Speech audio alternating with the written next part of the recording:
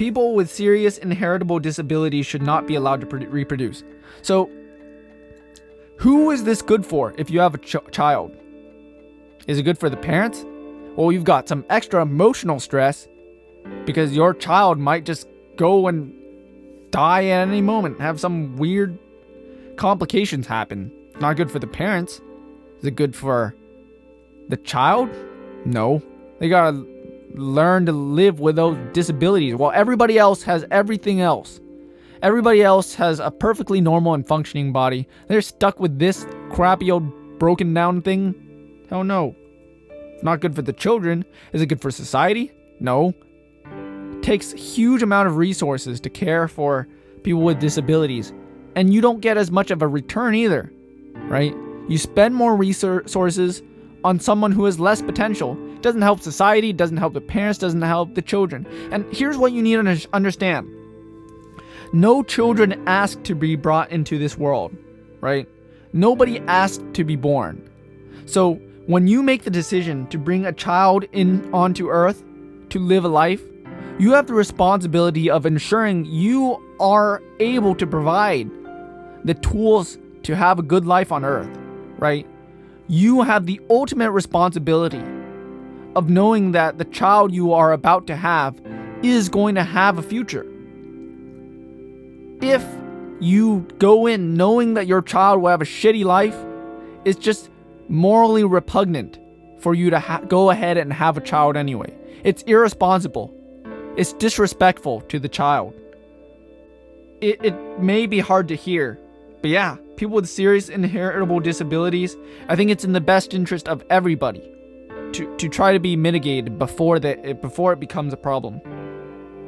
The most important thing for children to learn is to accept discipline. No, it's the same thing with spanking. I mean, what are you going to teach them by disciplining them? You're not going to teach them that you're right.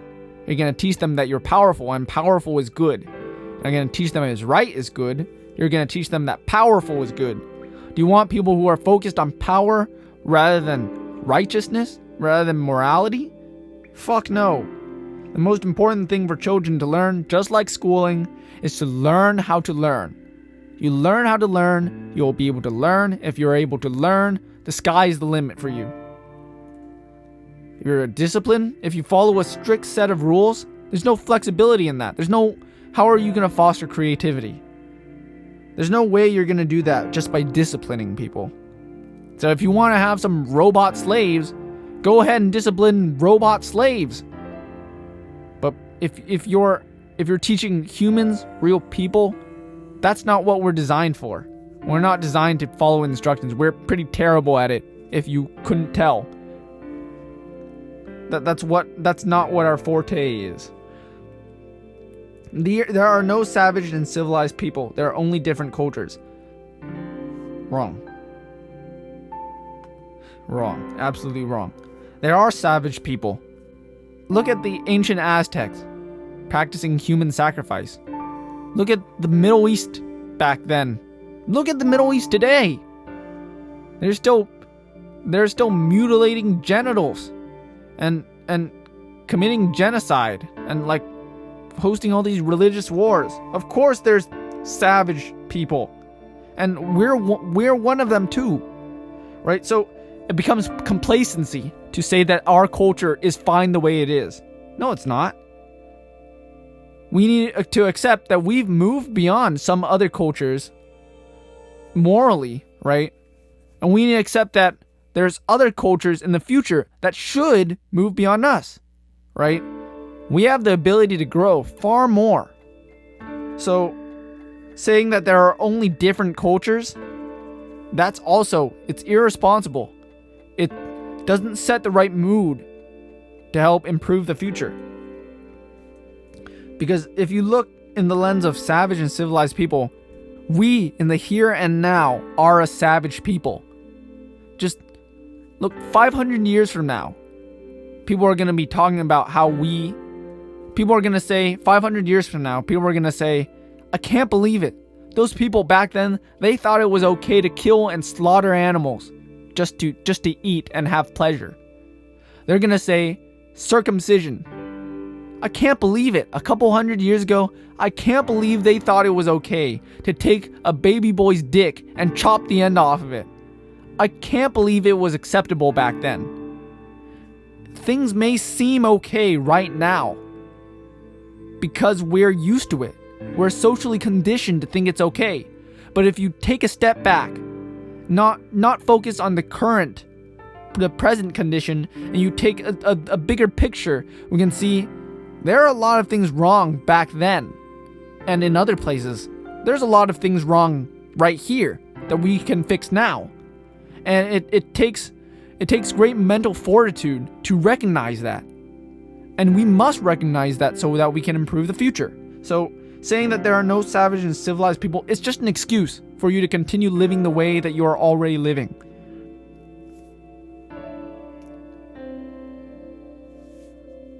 Those who are able to work and refuse the opportunity should not expect society's support.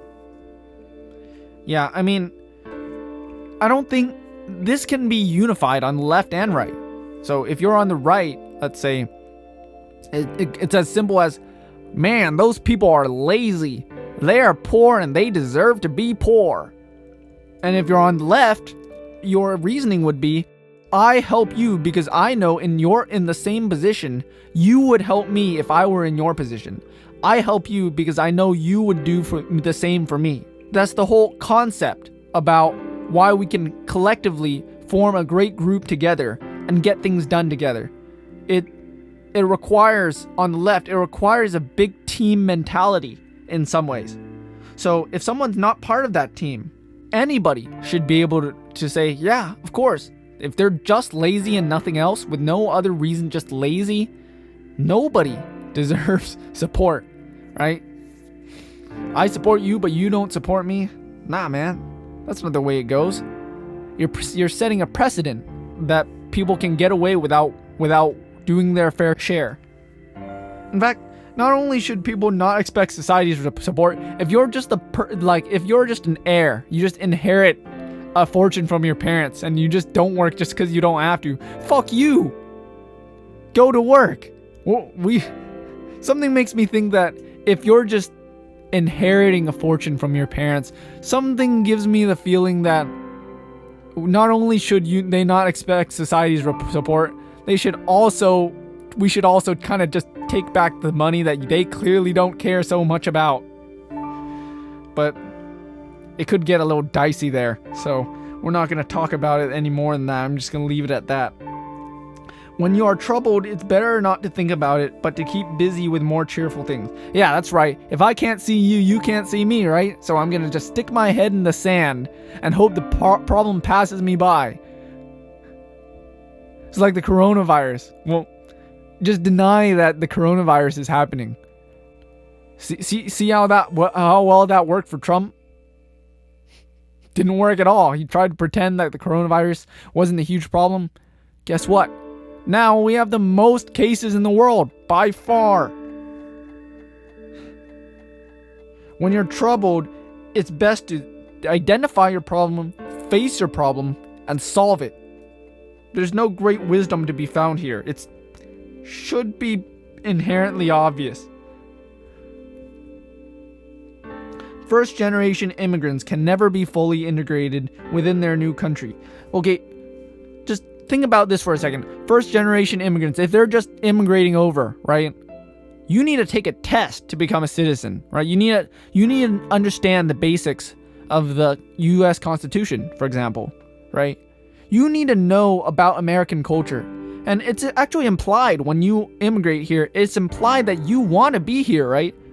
You took the time to make all your plans and travel to America. Why? I don't know. Maybe you like the culture in America, right? You like our moral system. Or you find opportunity here. You think you can contribute, and you think you contribute best in America, right? There's plenty of reasons, but whatever reason it is that you moved to America, you made a conscious choice to come here. Or wherever you're going. It doesn't have to be America. Wherever you immigrate, you made a conscious choice to go there. Right? So when someone wants to immigrate, you know they want to be here. Now, compare that to people who are just citizens by being born. What do they do? Nothing. No research, no meaning, no purpose. They just got plopped into a random place and it happened to be America. So, just on a fundamental level, who wants to be here more? The immigrants or the people who just got born here? The immigrants. And so, who's more American if you're looking at just this parameter? Probably the immigrants. I mean, if you're an immigrant, you probably have sincerely an interest in the well-being of the country, right? So, in many ways, it could be argued that a lot of immigrants are more American than people who were just born here. So, yeah, I strongly disagree. First-generation immigrants, if they have a genuine interest to integrate and to be part of this huge community that we're growing, yeah, of course. Of course they can integrate. What's good for the most successful corporations is always ultimately good for all of us. Yes, that's right. We want to give all the corporations as much power as they want, as much power as possible, so that our corporations are benefited the most, and that will benefit us all, right? So let's look at every case in history where financial, economic interests have dominated the power structure, which is basically corporate fascism, right? Right. The large corporations take over the country, right?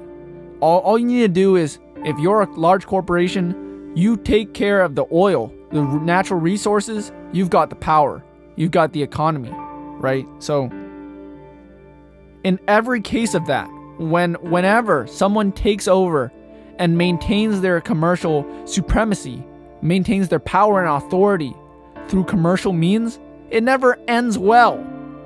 Never. Look at the Middle East. It's all in shambles. They have lots of oil. They should be getting rich. But instead, they've got a few dictators benefiting off the natural resources. They're not there to benefit the people. They're benefiting themselves. They're getting themselves rich. The only thing worse than an authoritarian government meant to help its people is an authoritarian government meant to enrich itself. What's good for the most successful corporation is, honestly, probably in some cases, kind of bad for all of us. Not gonna lie. No broadcasting institution, however independent its content, should receive public funding. So, if, let's say, we're not doing public funding, so all of these are just businesses, right? So, CNN, Fox News, whatever. All businesses. So, how, as a business, are you going to be successful? You need to beat the competition, right? So how do you do that? You have to differentiate yourself. So, and how do you do that? How do you get massive donors? Private donors? How do you get massive commercial success? You do that by catering to an audience, right? So CNN caters to the Democrats. Fox News caters to the white conservatives, right? So they've all got this group that they're catering to, and that introduces bias, right? You're sacrificing some of that reliability and factual accuracy for bias, for opinions that reflect the opinions of your audience, right? If you're harshly conservative and your audience is extremely conservative, they're gonna donate extreme amounts of money to people who they agree with extremely, right? If somebody loves you, your position extremely, they will donate extremely. Corporations are going to come, they're going to donate to you and ask favors of you to get your bias, to lean one way or another, to try to manipulate the audience. The best way to make money as a news source is to tilt yourself, to slant yourself, and you're going to get huge donations. Extreme beliefs, you get extreme donations. Now take the Associated Press, for example. They give you the factual information, they give you all the details you want to know, and they give minimal bias, right? You can expect them to be an overall very reliable source of information, and it's true, they're much more reliable than, let's say, Fox News. But how do you differentiate yourself then? I mean, sure, you can be reliable and you can be accurate, but anybody can do that. How are you going to be more successful as a business? You have to be out competing your competition, right? So how are you going to do that if you're just straight down the middle? You can't be extremely neutral. What kind of extremely neutral person would donate? Who would donate? Who would feel the extreme need to donate an extreme amount of money to an extremely neutral site? It makes no conceptual sense. If you want to be financially viable, you probably got to you got to adopt some bias.